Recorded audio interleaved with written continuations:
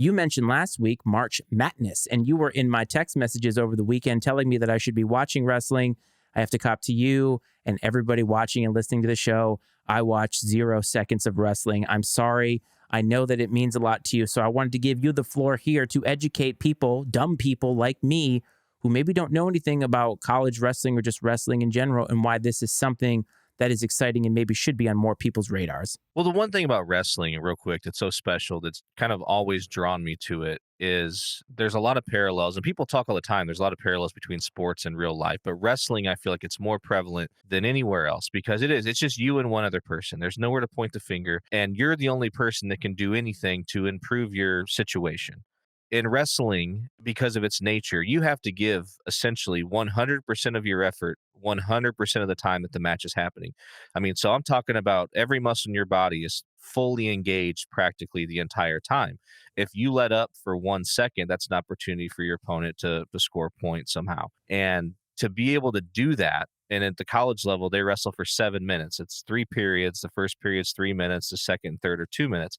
To be able to do that for 7 minutes straight, I mean, think about running a sprint for 7 minutes. It's about the equivalent of running a sprint for 7 minutes. Yeah, you get a little breather if you go out of bounds. Between periods, maybe you get 30 seconds.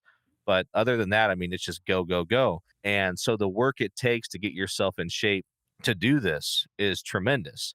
And if you don't work really, really hard, you are guaranteed failure. But just because you work really, really hard, you are not guaranteed success. I mean, it's kind of a cruel mistress in that way. And so just I have a ton of respect for what they do, the work they put in, the passion they put in, because I mean, it's a miserable trade per se, as far as the effort that goes in. These guys are usually cutting weight and stuff like that. And going out there, and it's physical, hand to hand. It's a fight with rules, pretty much. I mean, you should see they do interviews of these guys after the weekend. I mean, and they look like they've literally been beat up. I mean, bruises, black eyes, everything else. But to get to the tournament a little bit, my Iowa Hawkeyes, I'm a fan of. They came up short. They finished second place, which isn't bad, but it's not. Yeah, Iowa's got a very high standard. It's not where they want to be. Penn State is they're the big dog on the block. They've won. I can't tell you. I think 10 of the last 12 or something. I mean, they're very good. Cale Sanderson, their coach there, he's really got a good thing going. A dynasty, really, is what it is. Iowa's best wrestler at 125 pounds, Spencer Lee. He was a 3-time national champion coming into this tournament. He was the most sure thing if you had asked anyone to win his fourth. He was upset in the semifinals by a kid named Matt Ramos from Purdue, who's actually he went to high school in Illinois. He upset Spencer Lee in the semifinals, shocked the wrestling world, really.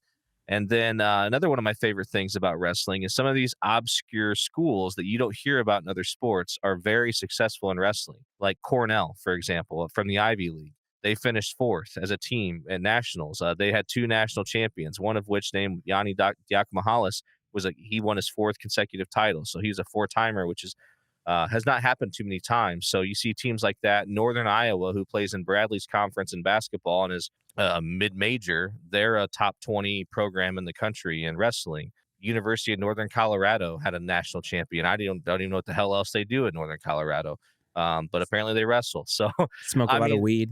yeah, I assume they do, but no, it's a great weekend. It's just 3 days of wrestling, and it's one of those deals that you may go in as a fan of one team, but by the end of the weekend, seeing a lot of these guys they lay it all on the line, and you know all the work they put in to lead up to this point in time, and just to see the passion and really wrestling's a sport of mutual respect. I mean, they have a lot of respect for each other because they know what the other guys put themselves through to even be on the mat. So there is a ton of mutual respect, and that's one of my favorite things about it. So is there a singles component and a team component to this? Because you talked about individuals being national champions, but that Iowa came in second place to Penn State. So is there kind of both? Yeah, so there are 10 weight classes, and Iowa qualified all 10 of their wrestlers for the national tournament. And then, but based on how you perform individually in your individual bracket, you score team points for the team. So there's placing points. So if you get first place, that's like 16 team points for your team. Every match you win is 1 point. If you win by pin, you get an extra point. The fashion in which you win a match can earn you more points, and that all accumulates over the weekend and adds up to the team scores. I mean, Penn State, they beat Iowa. They were, 50 points ahead of Iowa. I mean, it wasn't even close. So it's not dissimilar from like how gymnastics works in NCAA and also in the Olympic competition where they have individual events that all lead up to a team score and things like that. That's pretty neat. I mean, the way you describe it as a boxing aficionado and somebody who loves boxing, it's not too dissimilar. You're talking about cutting weight, you're talking about an individual sport where you have to be on your game. It's a mental game. I know for me as somebody who boxes every single week, you're outthinking your opponent. Most people think it's about brute strength and just pure adrenaline, but it's not about that. You have to be thinking all the time and on your feet. And as you pointed out, if you take a round off or you take 30 seconds off, yeah, 3 minutes doesn't sound like a lot, but I guarantee you a lot of people that are watching or listening to this right now, if they stepped into a wrestling ring for 3 minutes, it would feel like 300 years. No, it's an eternity. I remember in sixth grade, the first wrestling match I ever wrestled. And I mean, I had had 2 months of practice under my belt before I ever went out there the first time. And it was a 4 minute match, 4 minutes. Okay. You think you could do anything for 4 minutes.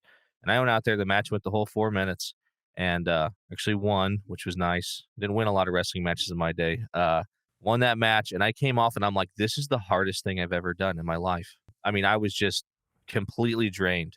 There was I mean, I had played football, baseball, hockey. I mean, I had done practically every sport you could that was available for a kid to do at that time, and it was by far the hardest thing I've ever done. And still to this day, I will tell anybody that wrestling is the hardest sport that there is. There's a lot of hard sports out there. I'm not. This doesn't take anything away. This doesn't diminish any other sport, but it takes. You got to be almost a little twisted to enjoy it because you have to basically torture yourself for 6 months to be in a position to be competitive. But that same way, though, in a weird way, it's almost addicting.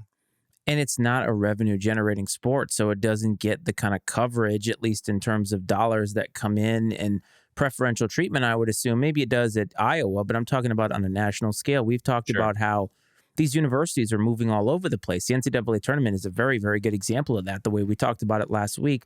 None of the schools that we associate with these conferences really are part of these conferences anymore. And it's all about money. It's about basketball and football. And programs like wrestling are just kind of along for the ride. So if you're talking about USC or UCLA moving to the Big Ten, now if they have a wrestling program, these poor kids have to go basically to the heart of wrestling country and try to, apply their craft. And they're just a byproduct of all this. So I think it's all very fascinating from that perspective because there's just so much movement. And I think we forget that these kids at the end of the day are the ones that are quote unquote suffering. And I'm talking about the kids in these non-revenue generating sports. Sure. And one thing that hurts wrestling nationally from a fan perspective is there's not a pro wrestling. And I obviously yes, we have the WWE, but there's not a pro collegiate style wrestling out there.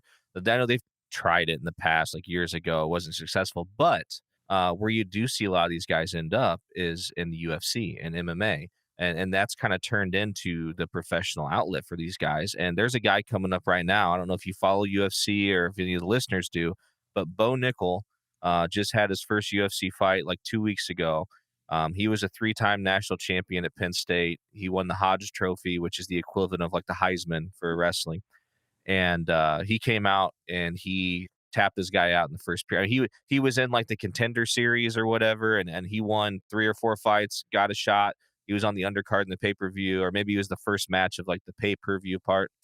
And he came out and tapped this guy out in the first period. I mean, he was a problem as a wrestler. I mean, just the way his style and physicality, and he's going to be a force to be reckoned with in the UFC. And I'm excited to watch it. It's nice to see those guys and be able to associate the wrestling part of it.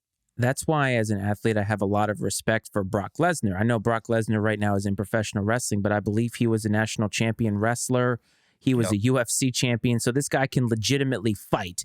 And doing professional wrestling is just sort of like a side job for him. And I think when he took that leap, a lot of people delegitimized him as an actual athlete. And so what does he do? He leaves wrestling, wins the UFC heavyweight championship, and then goes back to it. But a lot of these correlations. But